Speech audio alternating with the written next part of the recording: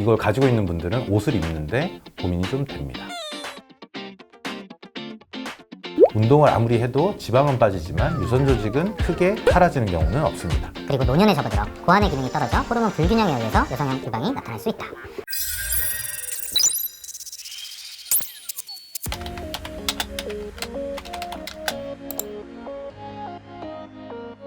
안녕하세요. DA 성형외과 구영국 원장입니다. 최근에는 남자분들이 많이 고민하시는 여유증, 여성형 유방에 대해서 알아보도록 하겠습니다. 그럼 DA 위키 시작하겠습니다. 첫 번째, 개요부터 보겠습니다. 남자인데도 성호르몬 이상이나 원인을 모르는 이유로 인해 유선이 발달해 가슴이 여자처럼 부풀어 있는 증세를 뜻한다. 가슴이 여자만큼 많이 부풀어 있지는 않겠지만 여성형으로 조금 더 볼록하게 나와 있는 경우를 뜻하고요. 이걸 가지고 있는 분들은 옷을 입는데 고민이 좀 됩니다. 사이먼 그레이드로 1, 2, 2A, 2B, 3 이렇게 나눕니다.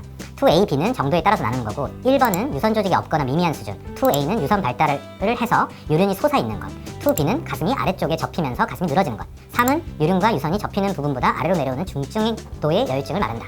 맞습니다. 4단계로 나누고 2A부터, 그러니까 2단계부터는 보험 적용을 받을 수 있다는 특징이 있습니다. 두 번째, 원인에 대해서 볼 텐데요. 호르몬 불균형과 원인을 모르는 특발성 여유증 두 가지로 나눈다. 즉, 호르몬이 이상하거나 호르몬이 크게 이상하진 않고 원인을 알 수 없다. 이 두 가지로 나눌 수 있고요. 호르몬 불균형에 의한 여성형 유방은 여성 호르몬의 과다 분비로 유선이 발달함으로써 이루어진다. 맞겠죠? 대표적인 사례로 성장기 시절의 비만인 경우 여성 호르몬 분비가 늘어나서 여성 호르몬에 반응한 유선 조직이 증식되는 것이 아닌가 하는 추측이 있으며 실제로 여유증으로 병원을 찾는 남성은 성장기 때 비만한 경우가 많은 편이다. 이건 맞는 말이기도 한데 여유증이 있었다고 해서 성장기 때 꼭 비만한 경우는 아닙니다. 소아 비만이나 성장기 비만이 있었던 경우에 여유증이 실제로 잘 발달하죠. 그리고 2차 성징 이후 남성 호르몬 분비가 정상적으로 진행된다면 어지간히 심한 비만이 아닌 이상 호르몬 분비가 끝을 맺을 무렵인 18, 19세가 되면 대부분 사라진다. 그렇지 않습니다. 남성 호르몬 분비가 정상적이라고 하더라도 여유증은 생길 수 있죠. 특발성 여유증은 호르몬 이상이 없는 경우죠. 장년기에 접어들어 간의 건강 악화로 여유증이 나타나기도 한다. 이는 간의 기능 중 하나에 여성 호르몬을 분해하는 기능이 있는데 간의 기능이 떨어져 여성 호르몬 수치가 올라가기 때문이다. 맞는 말이긴 한데요. 이 간의 기능이 떨어져서 호르몬 수치가 올라가는 경우는 굉장히 드물 거고요. 간 기능이 많이 떨어져야겠죠. 그리고 노년에 접어들어 고환의 기능이 떨어져 호르몬 불균형에 의해서 여성형 유방이 나타날 수 있다. 실제로 남성분들은 목욕탕 가보면 나이가 좀 많은 분들은 가슴이 조금 더 여성형으로 보이죠. 처지기도 하고요. 그리고 오늘날 환경 호르몬 영향으로 여유증이 늘어나고 있는 것으로 추정되기도 한다. 이것도 조금은 있을 텐데요. 아직까지는 그것 때문에 굉장히 여유증이 늘어나고 있다 이렇게 판단하지는 않습니다. 세 번째로 치료를 볼 텐데요. 사춘기 전후 호르몬 이상에 의한 여유증, 특히 진행 중인 여유증의 경우 약물 치료로 효과를 볼 수 있다. 호르몬 이상으로 인해서 굉장히 다른 부분에서도 문제가 있을 때 아마 약물 치료를 고려해 볼 거예요. 호르몬 분비에 이상이 없다면 성인기가 되기 전에 증세가 없어지는 경우도 있으므로 지켜보는 것이 필요하며 중년 이후 갑자기 호르몬 이상에 의해 여유증이 발생한 경우 역시 약물 치료가 효과를 본 경우가 있다.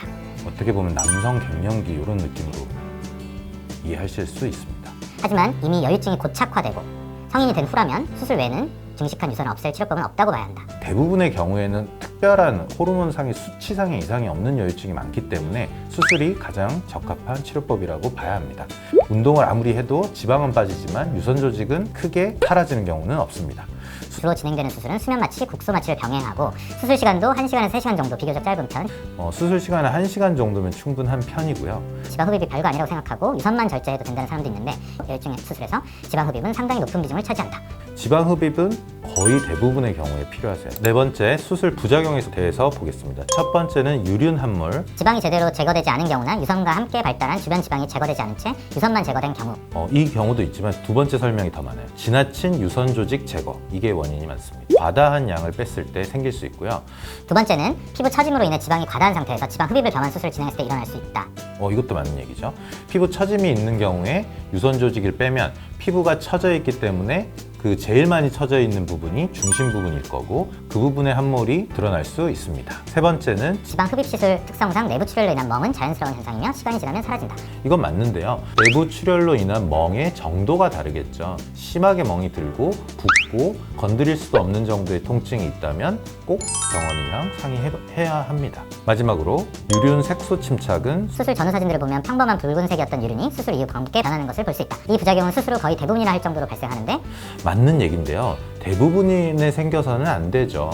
그래서 유륜 색소 침착이 전체적인 부분에서 생긴 경우라면 유선의 절제가 과다하게 되면서 혈액순환이 좀 떨어지는 경우, 일부 경우에 해당이 될 수 있고요. 보통의 경우에는 잘 생기지 않습니다. 성형 전문의가 알려주는 정확한 백과사전 DA 위키.